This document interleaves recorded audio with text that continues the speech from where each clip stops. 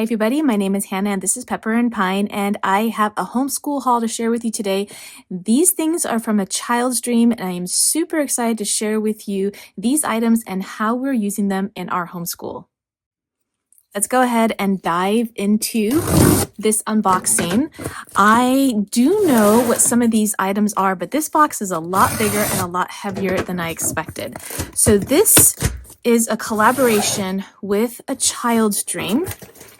As I am nearing the end of our homeschooling journey, but we are starting a new journey, I want to share with you some things that we have been using over the years, as well as things that if you have been homeschooling Waldorf inspired, you may not know some of these things are available for the homeschool family. And even they're available for others too. You don't have to be homeschooling. You don't have to be homeschooling Waldorf inspired to use these items. I'm going to show you how we use them in our homeschool. All right. First of all, it's really well packaged. I'm very impressed with how well all of the things I've ever gotten from a child's dream. I have been using materials from a child's dream for almost a decade, more than a decade now.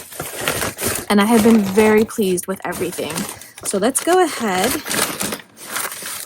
Oh, wow. Okay, let me just pull out the invoice sheet first. Okay, the invoice is out. We can dive in. It's all from a child's dream. I love how she includes a little sample. Each time it's something unique, and I love that the wool felt is included as well. You can get a good idea of the colors and the feel of the felt. We use this a lot for our peg dolls and our finger puppets, and also for stitching little animals and other projects as well. And what's nice about a child's dream and the felt that they carry is that you can also buy a sample card that has all of the colors, and you can do that not just with the felt but with some of the other materials as well, because it can be really challenging purchasing online. And I love that without having to invest a lot of money in a product that you're not sure it's going to work out, you can get this sample sheet, which is brilliant. Okay. I can't remember what these things are. Oh, I think I can tell what these things are. Oh, I think I know. Oh, I'm so excited. Oh, this is new to me. Oh, I'm so excited about this. Okay, this is the Mercurius chalk. This is the pastel chalk. Now I've been using primarily one brand of chalk pastels, and I do have the Mercurius chalks, but I don't think they're the chalk pastels, and these ones are pastel chalk. And there's a subtle but in my opinion significant difference in just getting chalk versus pastels versus pastel chalks. I love pastel chalks. I love a more vibrant look to my chalk drawings. I'm going to be showing the difference between these chalks as well as the other chalk brands that I typically use on various chalkboards, because I do have at least 2 different kinds of chalkboard backgrounds, and it does affect your final result. It affects how smoothly your chalk glides across the chalkboard, and then how much actually falls, because chalk dust is a real thing. And what I like about Mercurius chalks, and I just learned this, is that they're completely non-toxic. There's going to be a lot of chalk dust in the air, especially if you're working in a closed space, which most of the time we are. When you are using a chalkboard, you're mostly indoors. And so being mindful of the chalk dust and what you're breathing in and what's settling on your furniture and within your home or within your classroom is something that you should be aware of or concerned about, because generally we're doing this around children. And the chalks that I've used in the past, I have not checked on whether they are safe or not as far as like the chalk dust. And so I do appreciate that the quality associated with the Mercurius brand is top notch, especially since you're doing this mostly with children. Okay, so let's take a look at these colors, and it comes with 16. Oh, I'm so excited.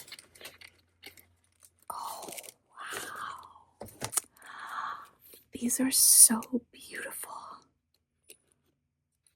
Oh my gosh, I am so excited. There is nothing more exciting than getting like a fresh batch of art supplies that are unused, that just are looking so beautiful, because as you use them and you can check out what it looks like after, you know, months or years and years of use, because you end up with broken pieces and little pieces, and sometimes you can't even tell what color they are.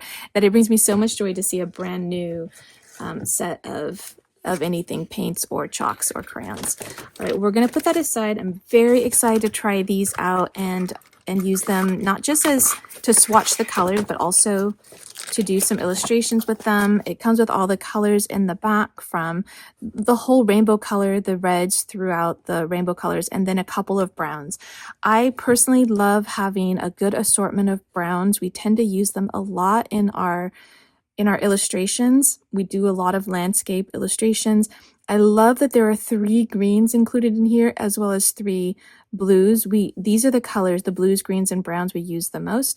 We don't tend to use the pink and the lilac that much, and the reds and the oranges not that much, unless I'm doing a sunset illustration, which I love to do, so that we can get all of those colors in. All right, let me pull out the rest of these materials and share with you why we ordered these ones. Oops, that one came off. Let's make sure that those stay together. Oh, wow. Oh, and there's more. Oh, I love this. Okay, I think that's everything. Let me put this aside. And let me share with you the things that we got. This is just a haul video, so I do have more videos explaining more details about the main lessons, as well as the crayons and the chalks. This I'm just unboxing and sharing with you all of these materials. So this is the chalkboard eraser, and this one I believe is the felt one. Now there are different kinds of chalkboard erasers, and the ones that I have, it's like hit or miss sometimes. This I'm really excited to use because in general, a lot of our chalk drawings, or rather what we put on the chalkboard, are chalk drawings. And when I get ready to erase them, because I am using a chalk pastel, I usually don't even bother with a chalkboard eraser. I take a damp cloth and I give it a good clean.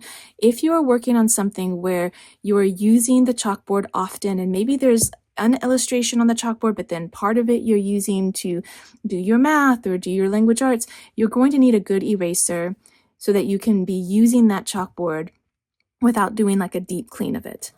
Okay, so now we're going to be going through the main lesson books, and these are all ones that we have used in the past. This is the large format one. This is the astronomy main lesson.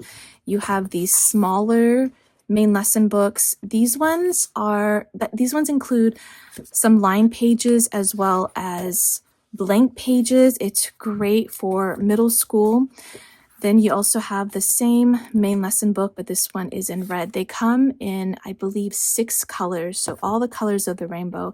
Now, this is a personal thing that I do. I tend to use different colors for each of the subject areas. We tend to use blue for history, as well as this particular blue one for astronomy, because this one does have the blue pages included, so that you can do your night skies with like a white chalk or a white, some kind of white art medium. Then we use either red or yellow for math. I use orange for chemistry and physics. I use green for botany and other nature sciences.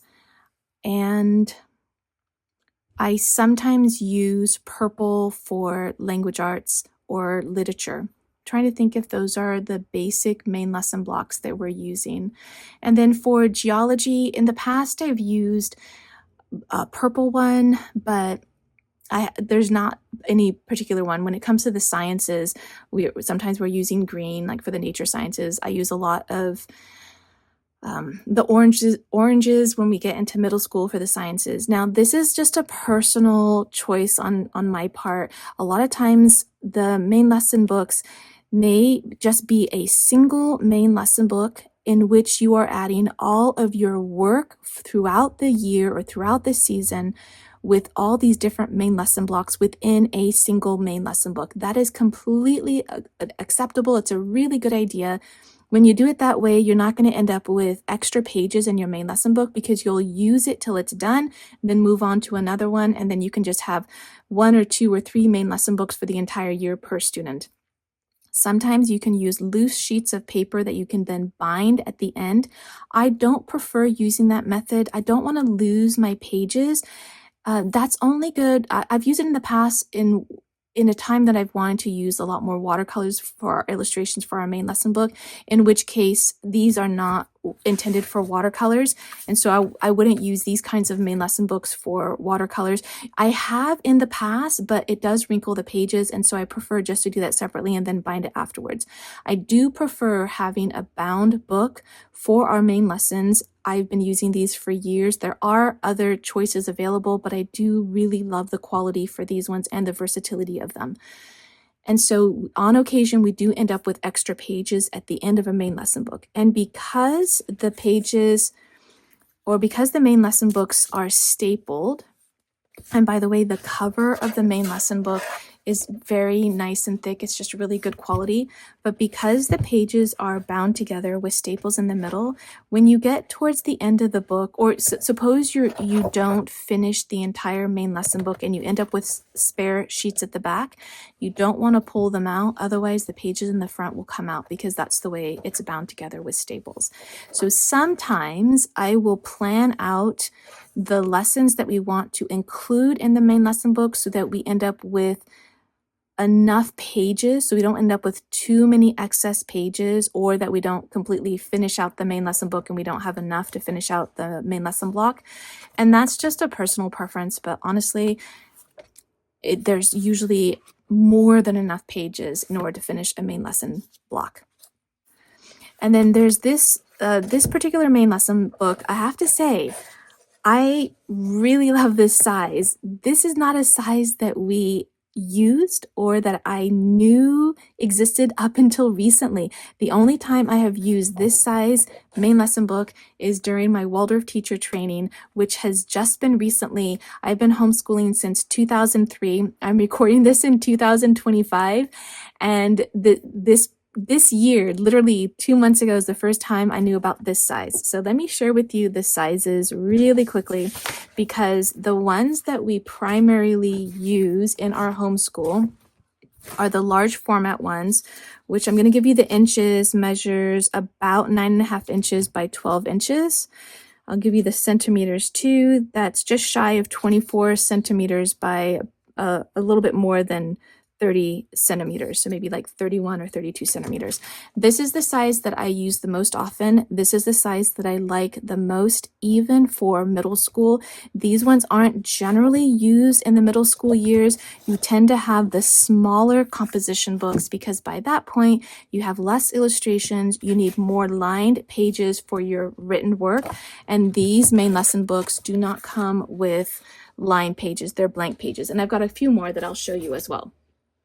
And so this is a size that we have had as well, but I haven't preferred them as much because I find the format a little bit small, and I still prefer a little bit more space for middle school. So these ones measure 8 inches by about 9.5 inches in centimeters. So that is about 20.5 centimeters by about 24 centimeters. These are approximations. This size is like the best of both worlds. It's perfect for your middle school aged student because it has the lined pages and it includes the blank pages, so you can still do your illustrations. And the size is fabulous. It's a little bit more like notebook size, like if you were in a traditional school, a spiral notebook, for instance. And this in inches is just about between 8 and 8.5 inches by 11.5 inches. And it is in centimeters, about 21 centimeters by about 29 centimeters. This size is brilliant. I like it so much. And also I noticed that there are not the sheet or the onion skin in between the pages. And by this point, a lot of the work, in my experience, we're using color pencils, which could still have some wax in them and you could still have some transfer, but you're not using crayons, which would transfer a lot onto other pages. And so these ones, as far as I can tell, does not have the onion skin. And look at how many lined pages you get. Four sheets, which makes 8 pages. Oh wait, no, that's the center. Okay, that's the center of the book. So there are 4 lined pages, which would be like 8, or 4 sheets, 8 pages. However, that's the center of the book. So let's check out, okay, here we go. So 2 pages, or 2 sheets rather, gives you 4 writing pages, and then a blank page. But for the most part, I really love that there are so many lined pages, because there are some students who really struggle to write within a blank page. There is a lot of wisdom in finding your space on a blank page in order to do your writing. In my experience, at least 2, maybe 3 out of my 4 kids, maybe all four of them, honestly, I have to look back at old main lesson books to be sure. They all would include their own, they would literally sit there and make their own lines in order to write their entries, their narrations. Personally, when I'm doing a lesson with them and I'm using a main lesson book rather than the chalkboard, I am freehanding it in the blank area. I prefer that so much more, and I would prefer that they learn how to do that as a skill. However, practically speaking, they just never were able to do that, either through they don't like that look, or they found it too difficult, or they just preferred the lined, making their own lines for other reasons. The point is that if your child needs the lines, it's great that this book has the lines and still includes the blank pages for their illustration without having to have the student draw on their own lines. You'll also notice that these lines are I guess they're in between narrow and college, or what would that be? Narrow is college rule, and wide rule, sorry. So narrow and wide rule for the space between the lines. Now for my students, they would probably want them a little bit larger. And so that again means that they're going to have to adjust to working within the lines. But this brings you closer to what spiral notebooks are anyway, versus the larger lines that they could do on their own on the blank pages. Okay, so then, and this is then the small one as well, that has one, oh, wow, this one's different. Wait a minute. I did not see that there was a difference between them. Look at this. We are discovering this together. Wow. Let me just confirm. Oh my gosh, yes, this is great. Check this out. Let me just count them up just to make sure that I'm not mistaken. I was mistaken. Look at that. This one, okay, this one is a different, yeah, this one is a different SKU number. Let's see. Yeah, it is different as well. That is really neat. I did not know that there was a difference. So the red one has one sheet of lined, one lined sheet makes 2 pages, and then one blank sheet makes 2 pages. So it alternates between blank and lined pages, so you can choose whether you need more illustrated space, which doesn't necessarily mean just an illustration. It can be like, say, a larger format for sentence diagramming, or it could be something for say a mathematical chart. Let's say there was a time that we were doing one of our main lesson blocks and it was in science, but we needed a mathematical chart. So this would be great, like a pie chart, for instance, but it was still like a science block. So you could use your blank pages for other things other than just simply an illustration to coordinate with your narration. I especially like this for our anatomy main lesson block, where we could do a diagram and label it, or for our chemistry main lesson block, where we didn't need too much of a space for illustration, but we could still do the apparatus, like illustrate the apparatus. So this is a really nice choice if you need less line pages, and if you need more line pages, there's also that option. Okay, let's go and check out this next. So more main lesson books, more main lesson books. Can you have too many main lesson books? No. Okay, so this size, oh, and now you can see the rainbow of colors. Really beautiful. This size is in inches, about 6.5 inches by 8 inches, and in centimeters, that is about 16.5 centimeters by just shy of 21 centimeters. And these ones are blank pages. However, they are separated with an onion skin. Now, in the past, we have used this size, but not extensively and not for main lesson blocks. We have used this primarily for students to have a free space for drawing or journaling. So this would make a great smaller notebook that each individual student could have to do their just their free work, or a journal, for instance, or to keep a log of the reading that they've done. If they're already reading independently and you want them just to have a little paragraph of the books that they've read, then this would be a nice format for that. Personally, I like the larger formats, but children will like larger and smaller depending on their preference. So it's nice to have that variety and that option in case they prefer something smaller to use. I prefer the larger ones, especially for the main lesson entries, and even for writing other things that are maybe adjacent to our school. I do prefer the larger one. However, my kids like the smaller ones for their illustrations that were just their own creative outlet. All right, let's move on to, oh, there's 2 sets here. Okay.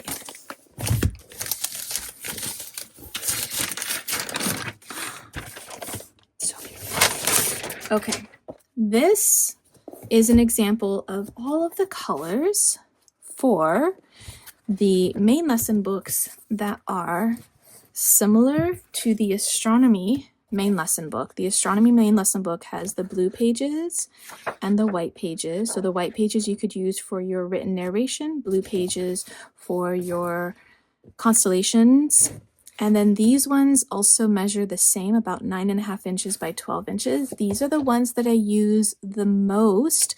And the most as in, like, in the last, like, say, decade or so, these are the ones that I use the most. When we first started homeschooling, we made our own main lesson books.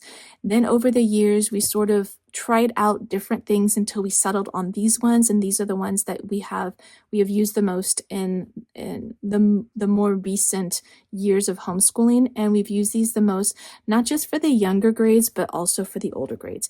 There are other formats and sizes that we have used as well. This one has the blank page followed by the onion skin. And on occasion, we've used the onion skin as part of our illustration, like we've illustrated on it.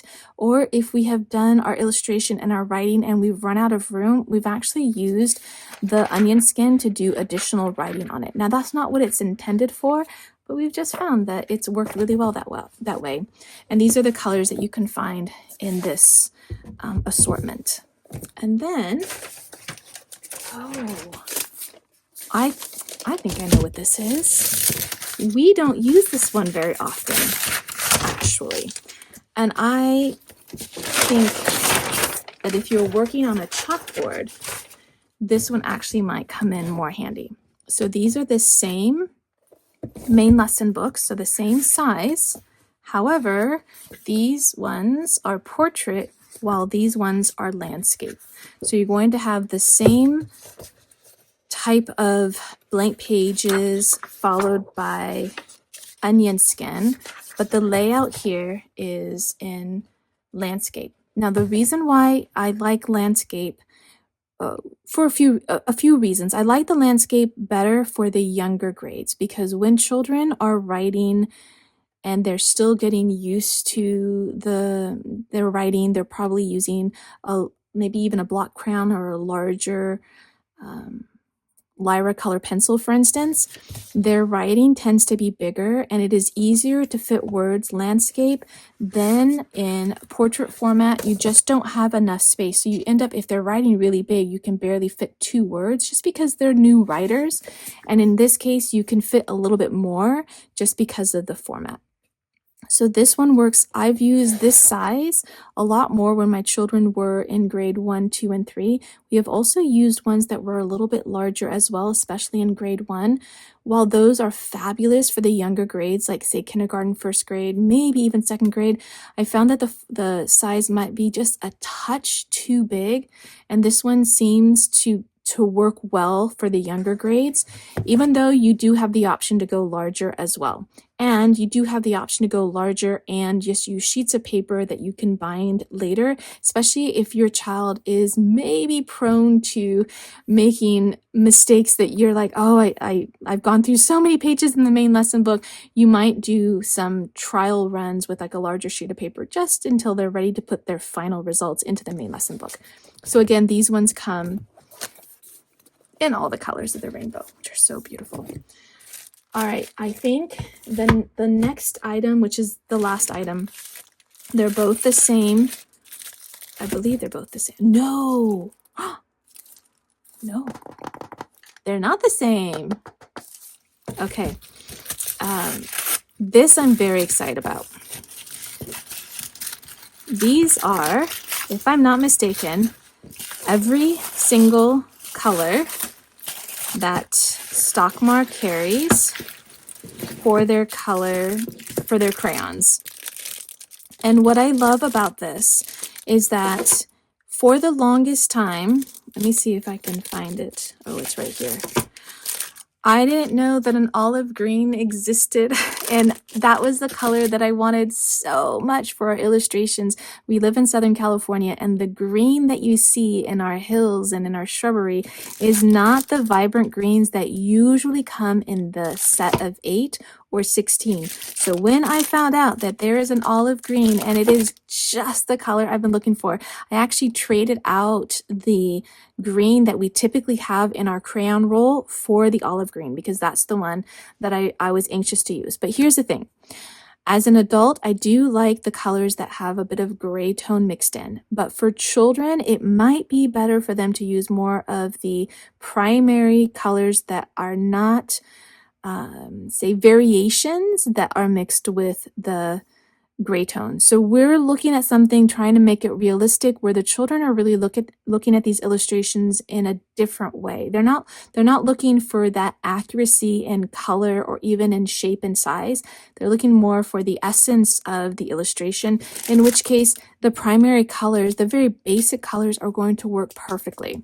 So I'm going to show you all of the colors that come with the Stockmar colors, and I want to say there are 22, but I will 3, 6, 9, 10, 13 here, 16, oh, there's more, 20, ooh, there are 25 colors here.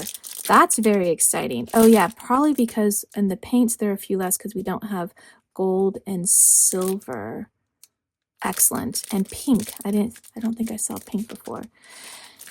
What's nice about being able to experience what all the colors are, like I wouldn't bring this to a very young student. This is as they get older and they're asking for those colors. You can't make pink with the primary colors. It's just not possible. And sometimes it can be frustrating for a child who's envisioning something that they want to do and they can't find that color. There are some colors, of course, you can make. You can make green, but you have to be mindful of when you're working with wax crayons or even color pencils that have a lot of wax in them. Once you start layering, if you layer too heavily, you're not going to get that translucent look that you can then create secondary colors from. It's just going to be too thick. And so doing a light like say a light wash of yellow followed by blue, then you can start to see that green come through. But if you're too heavy-handed with it, you're not going to be able to see that color come through. Now, depending on your child's temperament, you're going to have students that are very light-handed with all of their illustration. They can get that color. For those students who are heavy-handed with it, they're going to be frustrated if they can't get that green coming through, and being able to provide that green color might be a nice way for that student to get the results that they want. And it's not to say that we're just leaning into those temperaments without helping them find balance, but we're also needing to evaluate the purpose and the goals of each of these lessons or each of these moments with your students so that you can best decide where to put your energies. All right, so can't wait to share with you those colors. Okay, I think I know what this is. And I am excited for this. If I'm not mistaken, these are the skin tone crayons. Colors of the world, yes. And are they block and, okay, yes, these are. Check this out. Isn't that beautiful? I love that they're all in a set together. Oh, this brings me so much joy. This isn't just for skin tones. This is also for look at all of these browns that you're getting in here, plus the pink and the black. I love, love, love these colors. And these are the ones that I, as an adult, find frustration when I can't find the browns that I want for the illustrations that I want. I don't think kids are feeling the same way. So I have to be really careful not to impose what I think is a frustration on a child just because it's my frustration. However, I am so glad for this collection of colors, not just for landscape, but also for skin tones. And it says colors of the world. And I don't know what if the intention was for skin tones or if it was for other purposes, but I wish there would be, oh yeah, it is also for skin tones. Look at that, skin tones. And for animals, which of course you're going to need a huge range of these natural colors, and for botany as well. So I love it so much. Now the next set that I would love to see is a range of greens. Oh, that would bring me so much joy, because then it would suit both like the landscape as well as the skin tones. Well, the skin tones are already included, but the landscapes would be for the greens. Okay, and this one is the crayon set. Oh my goodness, look how beautiful that is. Oh, this is great because it's also going to tell you the names. So we have number 15. That actually might not be black. Is it black?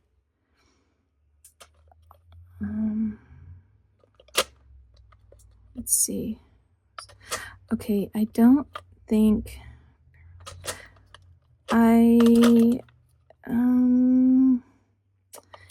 yeah, let me see if these, because sometimes the colors are written in both languages and I am unsure of that. I will have to do a little digging. However, please check the description box below for links to all of these materials, as well as any of the details that I got wrong or didn't know. All of that is already in the description box below. So please check that out, because in case there were any mistakes or you need more details about any of these products, then I encourage you not just to check out the description box below, which has links and more information, but also the blog post that accompanies this video, where you can find more information about these materials and these products. I am super, super happy that this is available. Now I just wish there'd be one for greens and blues, because those are the colors that we use the most. And it comes in a really nice metal crayon case, which is great. I noticed that I prefer to have the crayons in either a a fabric crayon case or in something like this. I personally don't prefer them all in a basket. I find that there's too much transfer between the blocks, and then you spend so much time cleaning it first. So I prefer just to keep them clean to begin with. And it does take a little while to help the students get used to putting the crayons away or caring for them in a way that the colors aren't going to transfer. But the beauty and the reverence that you have for your materials is as important as the lesson itself. And so I do highly encourage that you have these practices in place to help with your students and for yourself as well. And the last thing is that these materials are very expensive. And even if they weren't, the reverence that we show for our materials should be the same, whether they are expensive materials or inexpensive materials. Those are the lessons that need to be in a sense that the students need to have, even if it takes years of practice to form those habits of care for the materials that they have. So this is a new set. So what I would like to do with this set is to keep it in the container that it comes in, which is very nice, and also create crayon rolls for all of the crayons, the 25 crayons that are included, because you have the silver and the gold and the gray and all of the colors. So that way they are together in a place where you can easily access them to use them, and they are in color rainbow order, which is my favorite way to organize. I hope you enjoyed this homeschool haul from a child's dream. Don't forget to check out the blog post that accompanies this video, where you can find more information about all of the materials that I shared with you today, as well as links to all of the resources. Don't forget to check out the other videos in this series, where you can see swatches of all of the Stockmar crayons, as well as more information about the different main lesson blocks. And if you'd like to see how we're homeschooling on a daily basis, you can find me on Instagram and now on TikTok at Pepper and Pine.